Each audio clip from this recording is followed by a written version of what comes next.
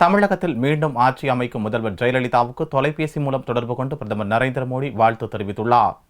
தமிழகம் உள்ளிட்ட 5 மாநில தேர்தல்களில் மேற்கு வங்கத்தில் மம்தா பானர்ஜி தலைமையிலான திரிணாமுல் காங்கிரஸ் கட்சியும், தமிழகத்தில் ஜெயலலிதா தலைமையிலான அதிமுகவும் மீண்டும் ஆட்சியை கைப்பற்றியுள்ளன. இம்மாநிலங்களின் தேர்தல் நிலவரம் வெளிவர துவங்கியதும் முதல்வர் ஜெயலலிதா மற்றும் மம்தா பானர்ஜிக்கு பிரதமர் நரேந்திர மோடி வாழ்த்து தெரிவித்தார். அசாமில் பாரதிய ஜனதா தலைமையிலான அமைவதும் உறுதியாகியுள்ளது.